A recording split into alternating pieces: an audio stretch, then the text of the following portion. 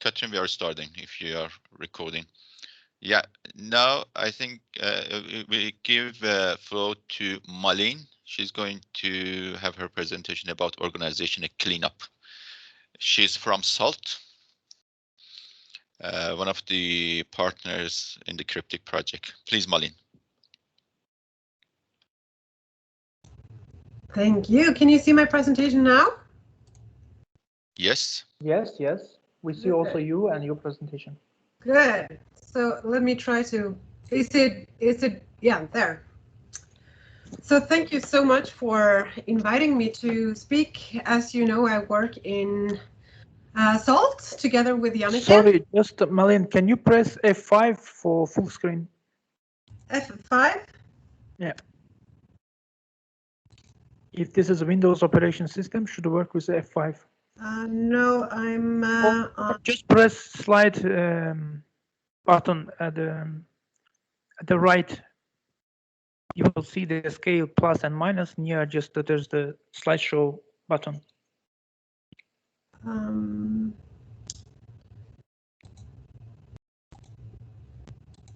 So you just see it in small now, or? We don't see it in the presentation mode, so you might want to share. No, go down, go down. No, go down. It's just you see the scale, just the right on the bottom. In theory, it should, if you press presentasjonsvisning, it should show presentation mode, but you might want to share your screen instead of sharing your presentation. Okay, let's try to do that. What do you see now? No. No. Yeah, that I think we see ourselves. Try to share your press the presentation button now.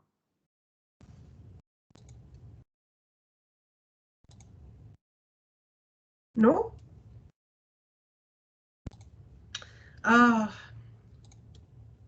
You just need to share your screen and select. They will open different pages. Select the page in which you see your presentation. Okay. Yeah. Now do full screen and. Now? Yes. Finally. Good. Perfect. Good. Eleanor, you did the job. Yeah, great. Yeah, yeah. I'm so happy. Okay, please, Alexei. Alexei has some comment. Should I start?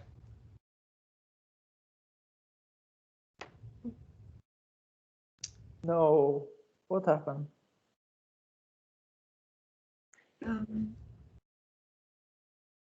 So did someone take over the screen?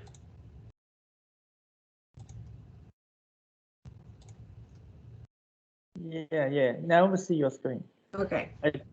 As I understand, one of our colleagues had a comment. That's why we stopped it. But okay. Better for you to control. No problem. It was just wrong bottom. And Malin, the floor is yours, please. Thank you. So I'm going to hold a little presentation on how to organize a cleanup. And I just have to start with that I have my experiences from Norway, which I guess both the climate and the geography is quite different from Azerbaijan. So there might be some things here that is not relevant to you, just so you're aware of that. But organizing a cleanup is not it's not hard, it's not tricky, and it's not complicated, but there might be a few things that's important to think about before, during, and after a cleanup. And the first thing is to ask for permission from a landowner, if there is a landowner where you want to do the cleanup. And also figuring out if the area itself is militarized. I've seen in Russia that doing cleanups in the north, in the coast, has been tricky because most of the area is militarized. I don't know how that is in your countries, but that might be a thing to think about. Is it even possible to go there?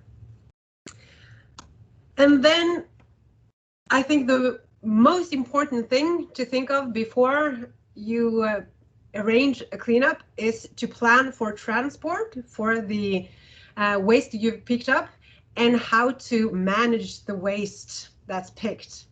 And very often I've seen people go out, do a cleanup and forgotten about this, and then they don't really know what to do with the collected litter. I don't know how it is for you guys on recycling or if you have incinerators or landfills, but being aware that you need a plan for waste management is key to a successful cleanup.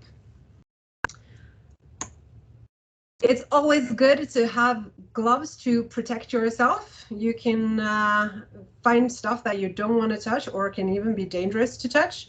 So when you're organizing a cleanup for several people, you should offer some gloves.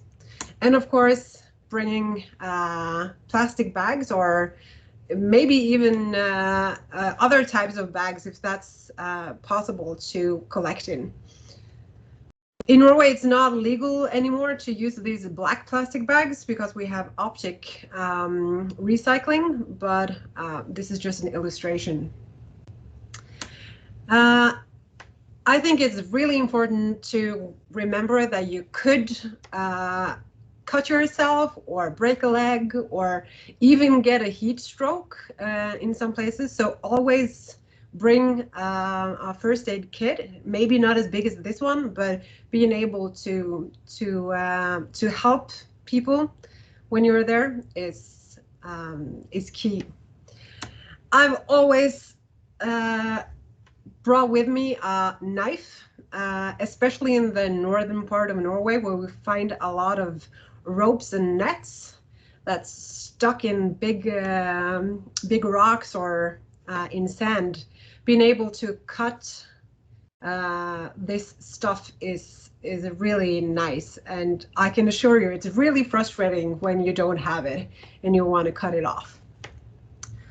And then I want to talk a bit about what stuff you might find that you have to be cautious about and even very careful about. It's fairly common to find chemicals. Very often it's just water in these barrels, but I would never pour out the content in these barrels because it could cause a lot of harm. And the same with these oil barrels that could possibly leak, and you could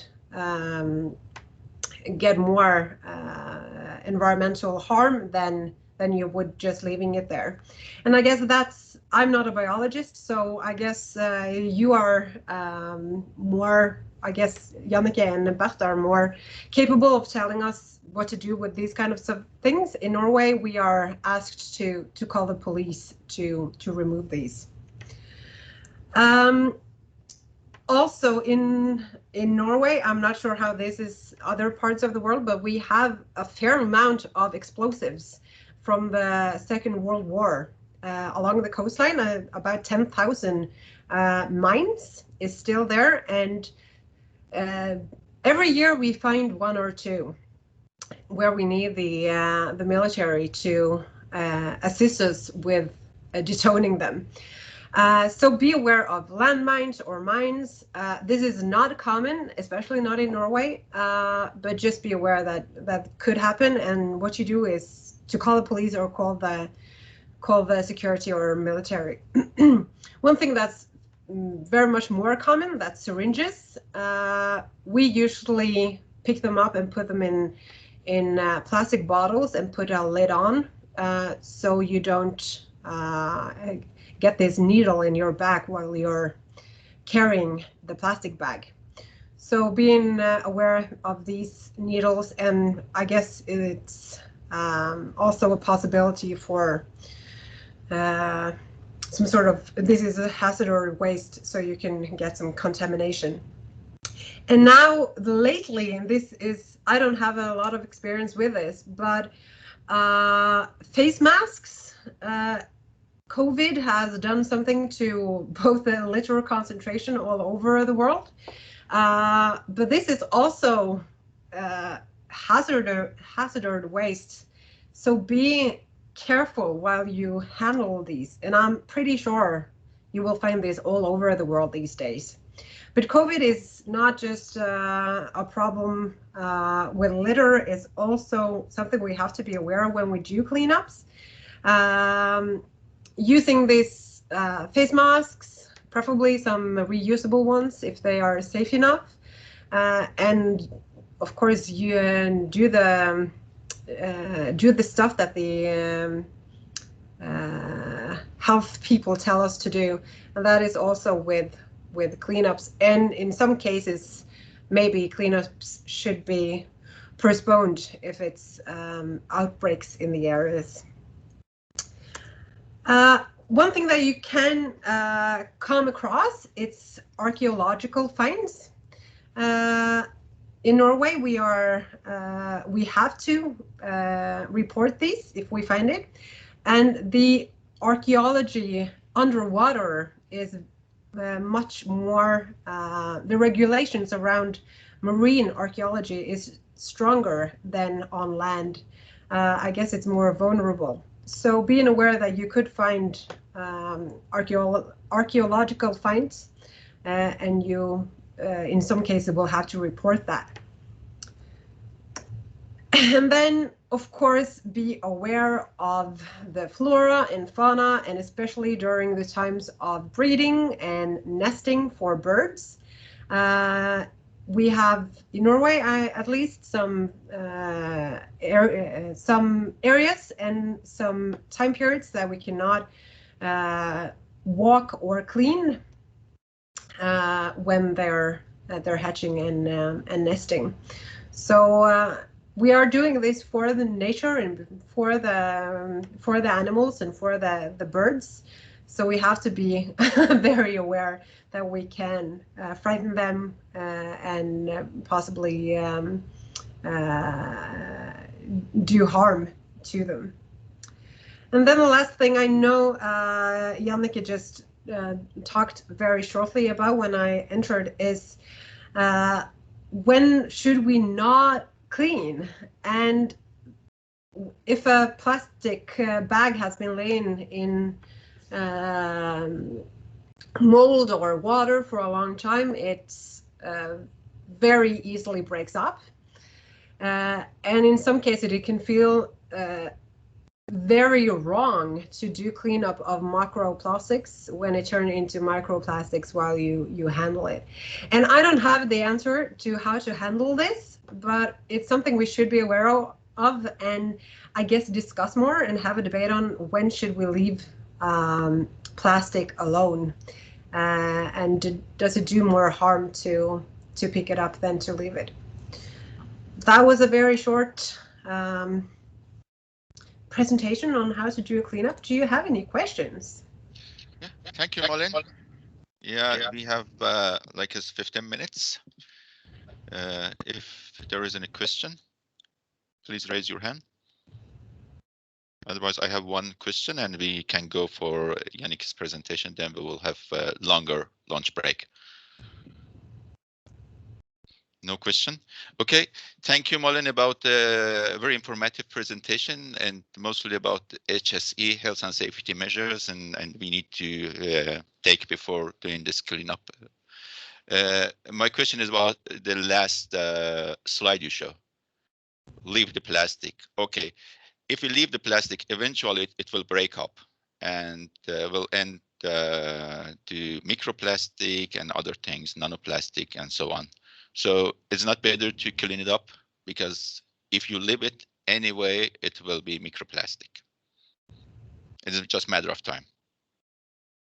Yeah, I agree, but I'm not a biologist to say so. Yeah, okay. Okay. If there is any comment, I would like biologists to step up and Jannicke, please. Well, in some cases, if you just allow the plastic to sediment down, it will kind of be contained there, like a natural waste man kind of. I guess it's not good waste management, but if you start pulling up vegetation to remove plastic, and then you find that everything just turns into microplastic, then it becomes available in the environment or exposed to the environment to a much larger degree if you just left it there. Okay. But this is something that hasn't really been much studied. You have some studies showing that if you have a lot of plastic in the ground, nothing can actually live there. So it's also a question about concentration. If it's possible for organisms to kind of still live in between the plastic, maybe you should leave it. But if everything is dead under there, maybe you should kind of make that impact on the environment in order to remove it. But also over the time there will be sedimentation down, and a new life will form on top of the plastics. If you think about more kind of geological processes. So it's a very difficult thing that just hasn't been studied, and we know quite little about. Right. But it is something that I think it's important that volunteers have that in the back of their mind, that when they kind of start feeling that we are having a negative impact, maybe we should just leave this alone. And we have, for the instruction of professional beach cleaners, we have instructions that if there is a case that you have to pull things loose from vegetation, you should rather pull out that knife and cut off what you can and remove what you can remove. Okay, very good. Right. Yes, Alexi, please. Yeah, thank you. First, I will unraise my hand since you gave me the floor. Yeah, I would like to actually comment, because this discussion would be coming back again and again and again. And what everybody absolutely correct all that there is very little practice and very little knowledge in order to decide on this big question on am I frozen or? No, Alex, please go on. Yeah, sorry, because on my screen everything is frozen, even me. Here, this typical question, how clean is clean, is the one that at present impossible to answer. And even if you go to, for example, oil pollution and combating oil spills and cleanup of coastline polluted by oil, even after this quite a longer history and in general natural nature, so to say, of oil, we are still discussing when cleanup operation should be stopped or how far you should go. So with the plastic, when we have this, there is no one plastic, as we all know, and there is no such thing as threshold values, whether we speak about macroplastic, microplastic, and so on. It will be just impossible to give very correct answer. And here, just would like to give recommendation not to move responsibility for this decision to volunteers and citizens' shoulder. Someone from the top, either administrator or scientist, should take a decision if you should transfer the practice, for example, from oil cleanups or oil pollution cleanups. That here you should stop, and that is the limit that you clean to this level.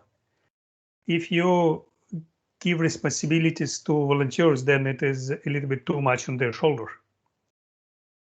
Because now we just know that whatever we do, it should be after cleanup, it should be cleaner. That is good.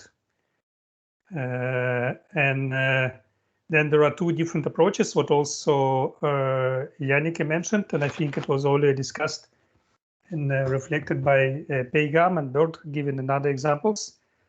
There are two approaches. It is cost efficient, when you really compare the cost of cleaning up small particles and then restoring the land, or it is more based on these threshold values of pollution. So here, when we do not have these threshold values, probably we should go to this, how efficient could be this rather dangerous and expensive operation going to certain levels.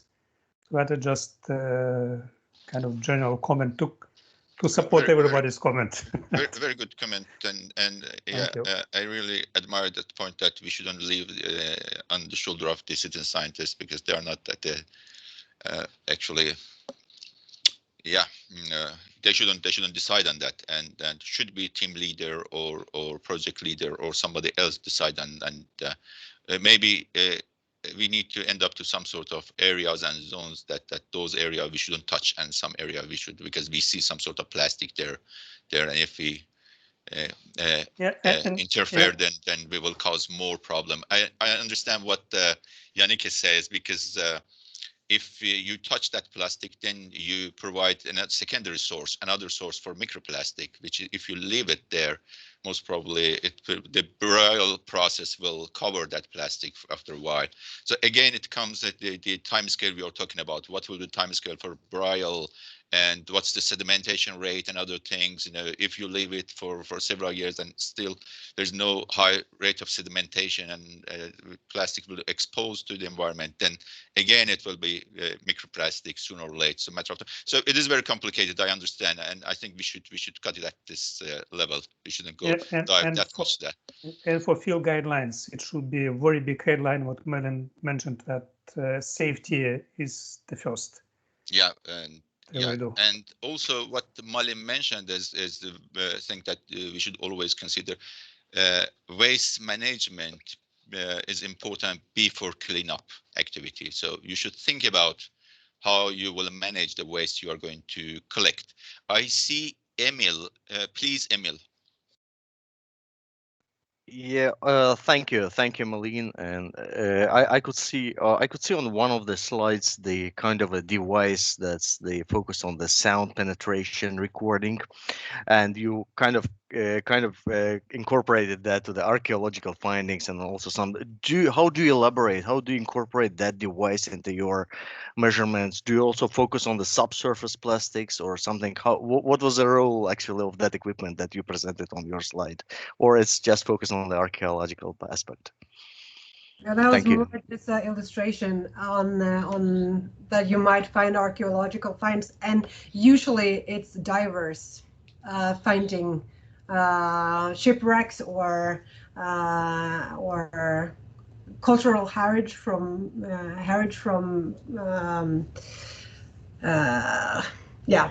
Viking Age, or so I haven't used these metal detectors. It was more of an illustration of archaeology. So it's usually underwater you will find it. Okay, so it's like an echo sounding stuff. All right, so it's not supposed to be applied in our area. That's all right. I got it. All right, thank you very much. Emil, as far as I know, we don't have Viking ships in the Caspian Sea, but we do have Viking coins in the Caspian Sea. For your information, we have a lot of Viking coins, at least in the southern part of the Caspian Sea, because Vikings used to have a very large trade with Persians, and they used Volga River to reach to the Caspian Sea and sail down to the southern coast of the Caspian Sea, and had the silk trade with Persians down there. So, okay, I would like to ask Yannicke step up and give her presentation. Yeah, please, Yannicke. Yeah. Let's see if I managed to successfully share my presentation this time around. Can you see my presentation now? Perfect. Good. So now I will talk about the professional part of beach litter analysis. And we have called this concept beach litter deep dive. And I've also forwarded a paper to Elnor where we present this concept. And the reason why this belongs to what professionals should be doing is that it requires quite a lot of analytical capacity to think about what is relevant for my region and my case. What I will do today is to share the experiences that we have from applying this principle in Norway. But of course, you need to adapt this to local needs. And I will also share like how can you start this process of making a protocol that collects data that is really important for managers or industries or others to take action to reduce the amount of litter in your region.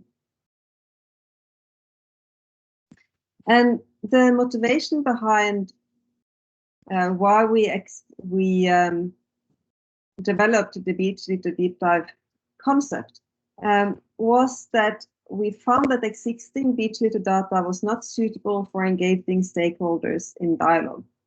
To the right here, you see data or like a representation of OSPAR beach registration data from Svalbard. And the OSPAR protocol is really extensive. It has like 130 categories. And you should think that this will be really useful for identifying who are polluting and what kind of actions are needed. But when we started dialogue with the fishers in this region that we saw from our data that were important polluters, they asked us a couple of questions that were really relevant and that we could not answer. One thing was that we found a lot of household-related items and what we called on-the-go items, so things that typically people consume when they are outdoors. But up in the north, we don't have that many land-based sources of litter. So we questioned, well, is this really land-based, or does this come from ships that are operating in the area? But we couldn't answer that based on the information on just the number of bottles that we found, for example. We couldn't answer whether the litter we found was from the old days or if it was new. And this is, of course, very important if you're going to have a dialogue with stakeholders. If your stakeholders lived 50 years ago or 20 years ago, it's not that relevant. But if your stakeholders are currently disposing litter, that is more relevant in terms of identifying preventive actions. A thing that is quite typical of this region is that different type of fisheries use different type of gear. But even in the OSPAR protocol, with all its 130 categories, they just had one category for nets. And we couldn't determine if this was industrial or was it small scale. And then we didn't know who our stakeholders was. Also, when we talked to fishers, they said that, well, conditions are quite rough at sea and we could lose items. And we couldn't answer, okay, are these items actually lost or are they discarded? And then along the entire coast of Svalbard, which is north of Norway, and also along the coast of Norway, we found a lot of rope. But this couldn't give us any information about where it came from. At the same time, beach cleaners were really frustrated that polluters were not held accountable, because through their experience cleaning beaches, they had a very good idea about who these polluters were, and that things had not necessarily had a good reason for why it should end up along our coastline. So we found a need to formalize data that could aid in policy design and engage stakeholders. And I'm going to show you some examples of the data that we have collected and the processes that we have used. So we explored different concepts that had different aims. A professional deep dive, its aim is documentation, where you have your research question or management question is clear to you, you know what data you're going to collect, you kind of develop your protocols based on dialogue with others or insights that you have gained yourself. And you're purely applying the protocol to collect relevant data. And then we have something called Deep Dive with Experts, where we invite people that have knowledge on the sources of litter or behavior behind litter ending up in the ocean. And in the middle here, you see a picture where we have fisheries technologists helping us identifying what type of fisheries are behind these nets that we found up at the island of Svalbard, and what is the reason behind them ending up on the shores. And then we have something called the deep dive workshop. And you will see up here that we have a number of people attending. There are people from the Norwegian and Russian fishing industry and the volunteer cleanup organization. And what we found was that when we have dialogue with people or stakeholders just using pictures and numbers, we don't get much response. But when we have dialogue with them wading through this litter, then they get a much better feeling of their responsibility in terms of the litter that we found, the dimensions of it. And it's a really good way of engaging engaging people, getting them to take responsibility for implementing solutions, and also for getting insights from them about why do we see this litter. First, I will give you some information about the knowledge gained from professional deep dives. What we have done, and this is the paper that I talked about a little bit earlier today, is that we have looked into the methodology behind describing geographical origin and age to different litter items. And if you are going to collect this kind of information, we can set up a specialized talk or workshop on this, because it will require some good instructions, and you can also get a protocol from us that you can expand on if you want to. But what we did was to look at these containers, and we looked first and foremost on text to determine geographical origin. So, for example, we see at the bottom, in the bottom here, you say Reeost, that is Danish. It could tell us that this is a Danish packaging. And we prefer text because it is possible also through using online searches and Google Translate to identify the nationality quite easily from text. You can also use logos and brands. You see the bottle cap here has a logo brand, probably in Chinese, but in many cases we can assign logo brand to a specific nation or region where this item is distributed.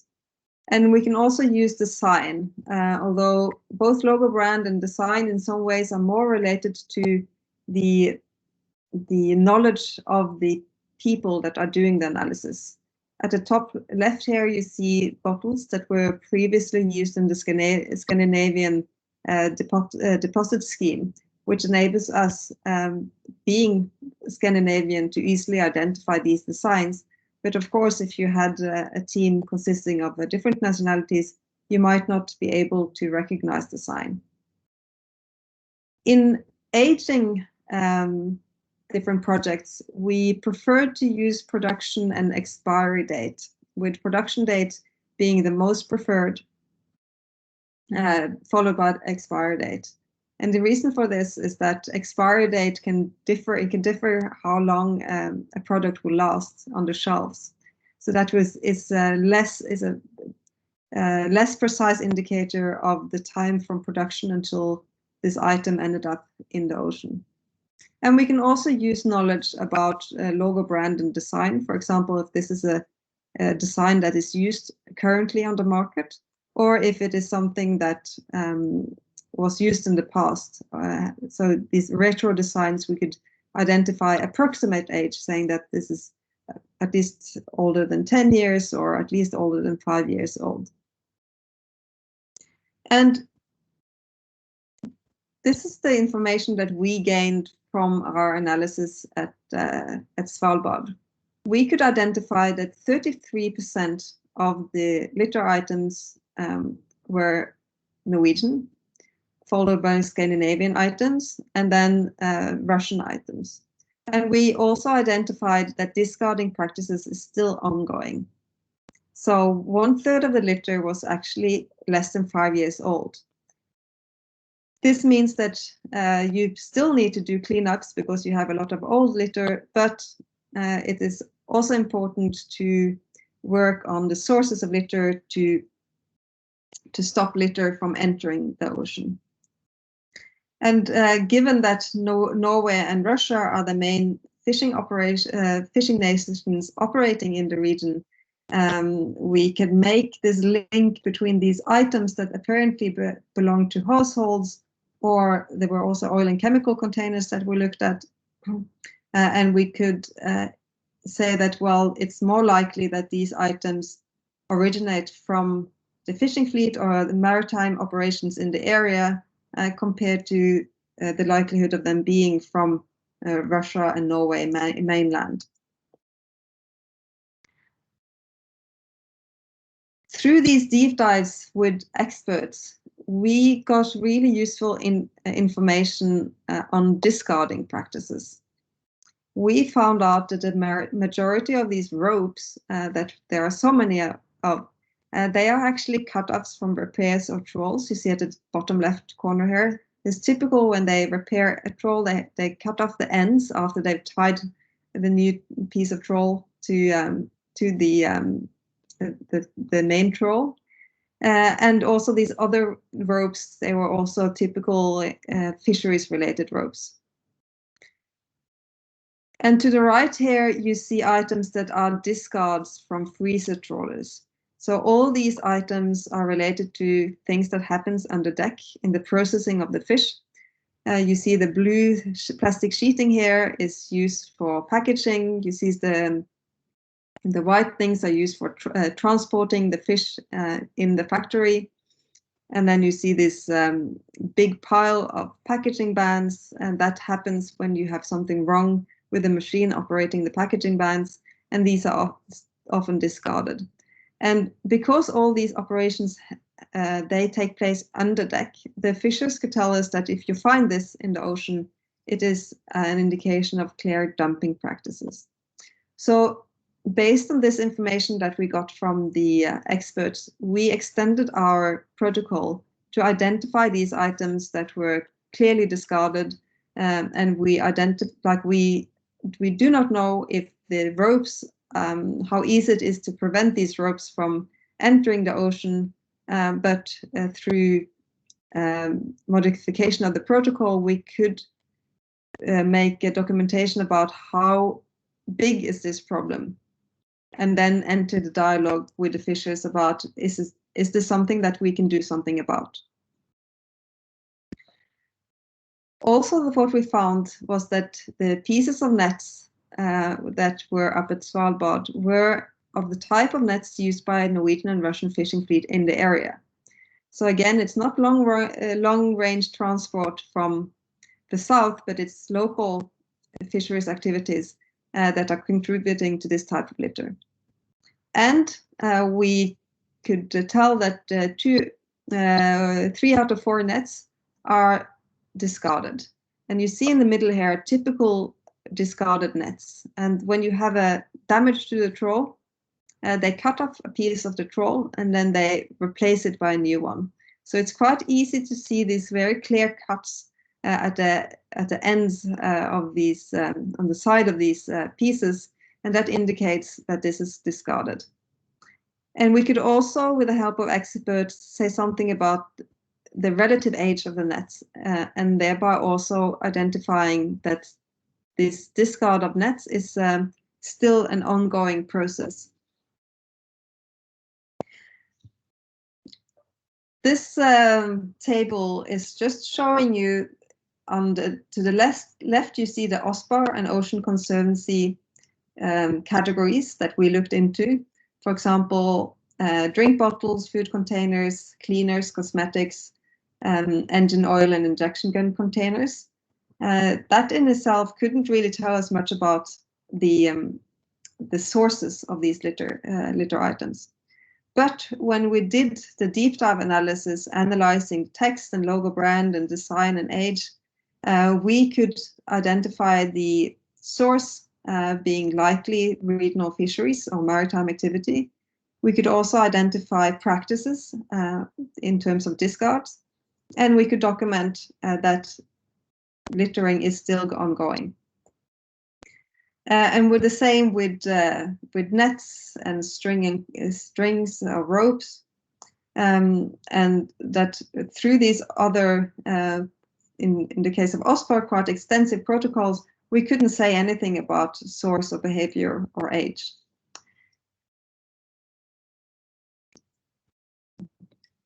And what is really good about this information that we have collected is that we have used it to engage stakeholders in taking responsibility and ownership. So the distance from collecting the data to action and dialogue is very short. We have used it to give advice on how to reduce marine littering from Norwegian fisheries and aquaculture. We have used it to train current and future workers in marine industries so that they become aware of how their industries potentially can contribute quite a lot to pollution, and what can they do to stop this from happening, either contributing to better waste management attitudes on board the vessels they operate, for example, or through actions such as picking up these pieces of ropes after they've fixed the net before they let the trawl enter the water again. Because then if the trawl enters the water without them picking up these pieces, it's going to enter the ocean. And you see the guy here to the right is the same guy that we took up to Svalbard, and that you saw knee deep in litter from the fishing industry. And through these workshops, we have facilitated this Norwegian-Russian fisheries cooperation on marine litter. So to sum up, we have these 3 different concepts of deep dives that has given us new insights that directly relate to stakeholders and identify potential measures. Such as whether you need to increase awareness, maybe there are some incentive mechanisms that needs to be in place, or technological innovations, or just purely behavioral changes. And also by looking at age, you can say, well, is it mostly cleanups that we need to do, or are there ongoing discharging practices that we need to curb?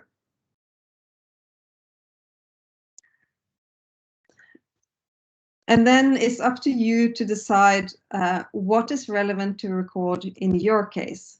And just to show you a very contrasting example is the urban river project that we had in Oslo and that I mentioned before, where we found a very different set of litter, and where we had to then make a very different type of protocol compared to the one that we have used in northern Norway along the coast.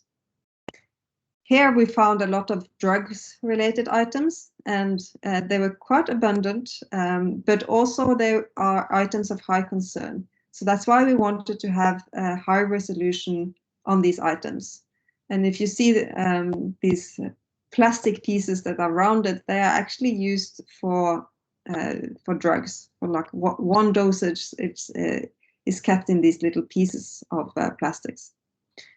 And of course, if there's still drugs left on these, and animals or children come in contact with this could be quite dangerous. You also see a lot of single-use items, and in Europe now they will implement the EU regulations banning a lot of single-use items, such as these cups, single-use cups. So that might be something that you want to keep track on. If there is a policy process that either could support the banning of certain items or track how the ban is followed up. And then you have what we call on-the-go items. So they are things that people use and consume when they are outside their homes. And in this case, we might want to have a higher resolution on the type of food and drink packaging to understand if it's party or alcohol related items. Are there items that are used on picnics or on snacks on the go? Because of course, someone who is drunk doesn't necessarily behave the same way as a sober person on picnic. So you will require to have different management actions to get these people to actually dispose of their litter properly. And if people are really drunk, you might not be able to get them to act rationally, whatever you do. So then maybe you just have to have cleanups after there's been big parties in the park, like it has been in Oslo, after they released some of the restrictions on COVID regulations recently. So, and in this case, with the Urban River Project, as I mentioned before, they used technology to trap litter that came floating down the river. So in this case, it was also relevant to measure bycatch. So how much organic matter, how many fishes and eels were caught while trying to clean up this litter. So what you need to think about is, well, first of all, is it relevant for you to look at age and geographical origin? As Pegam said in the beginning, or earlier on, this might be really relevant as the river of concern that you are going to look at, it flows through many different countries. Maybe you want to look at brand also in terms of identifying producer responsibility or to link to specific sources. There have been studies that have tracked bottles and cans that are within a bottle deposit scheme and those that are not, to see if a deposit scheme actually encourages the behavior of returning the bottle to the correct place instead of leaving it in nature. And as I said, differentiating between household or on-the-go litter items might be relevant. There seem to be some practices of just dumping general household waste in the river. So then you might want to have a higher resolution on these items related to household versus when people leave their homes. And there might be items of high concern, and plastic type might also be relevant. In many cases, when you have a whole container, there will be an imprint telling you what kind of plastic type this is. But this is also where you have the opportunity to use the NRI scanner to identify plastic type. So these are kind of decisions that you have to make, and it's easier to make these decisions kind of once you have an overall idea about, for example, if there are any regulations that are coming into place or any processes, if you have any idea about specific sources or concerns. And sometimes you need to do a pilot, which I suggested you do in this case, where you take some of the litter back to the lab. And what we have done to help us think and look at these items and process it and in an analytical way to determine these, what kind of information do you want to extract, is to just lay them out either on a table or for larger items on these tarpaulins. And then you can you quite quickly start seeing a pattern. And you can also compare, okay, are there any items here that are quite abundant in the citizen science protocols, and where we require a higher resolution to be able to identify the management measures, or where do they come from, or when do they arrive here. As I said before, we have had, it's been really useful for us to engage people that we believe are knowledgeable about the litter. So identifying stakeholders or experts to take with you and present this litter for, lay it out and discuss it with them. Get information from as many different people as you can think of that you believe have information that is useful. It can be useful for assigning sources of the litter, to look at behavior or other mechanisms. And of course, these items of high concern, they might differ in your case compared to what we see up here. And there might also be specific activities or industries that are the main sources of items or groups of items. For example, we found in the Oslofjord that holiday people that are operating in the water, just being recreational, fishing, or enjoying their time in their vessels, they contribute to a lot of litter, but there are different type of items, and sometimes there are specific items. And you can also say, do you see any low-hanging fruits in terms of prevention? For example, these cutoffs of fishing nets, we identify that this is clearly a behavioral issue. So if we can document them, get the fishers in dialogue, maybe this is something that we can do something about quite easily. So that might also be relevant to record in order to both have dialogue with your stakeholders, but also to follow up to see if the actions taken are actually reducing litters from this source. And once you have had your pilot studies and decided on your protocol, it's time to apply it. And I've just put a picture here of one of our protocols that we have been using recently. And it can become quite extensive. So I think you have to be very clear about the trade-off between information gain versus data collection effort. So I suggest that when you decide to expand on a category and record more information about that, you should also write down, why do we want this information? What can it be used for? Because you don't want to end up spending a lot of time collecting data, and then it turns out that, well, it was only a portion of this was actually useful, and you hadn't really thought about the use of your data.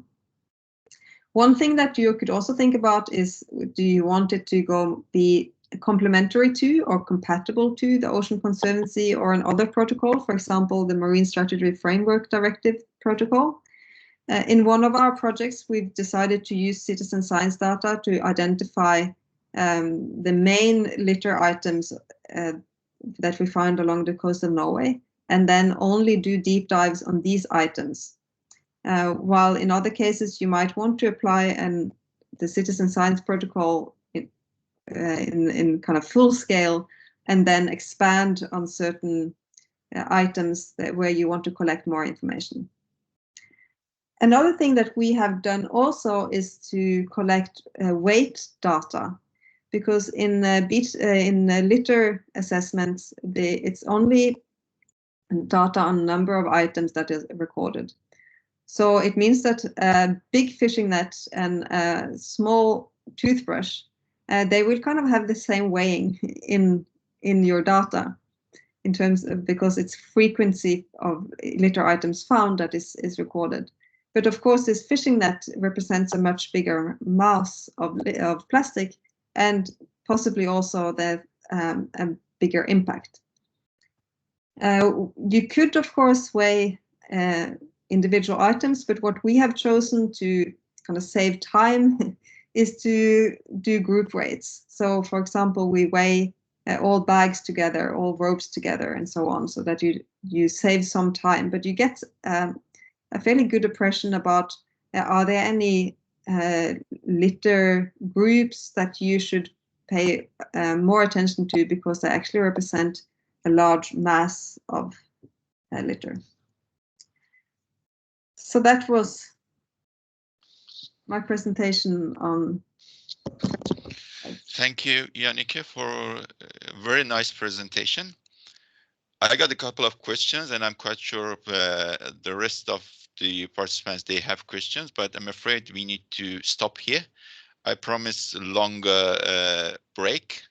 So we will have a discussion and question session from 12:15 to 12:45, and I ask people note down their question and raise the question at that time. So I would like to stop right now and see all of you again sharp at 12. Pegam, so after 30 minutes or how many minutes? Sorry, I missed for a moment. Sorry? How many time will last the break? Okay, break starts from now Mm-hmm. to 12. So sharp. 33 12. minutes. Yeah, 30 minutes. 30 minutes. Okay. So guys, not leave the meeting. No, leave it like that and go have lunch and technical break and get back. Lunch is quite important here in Norway, so. Me as well. We need to charge our batteries. Okay, good. Okay, see you at 12. Bye-bye.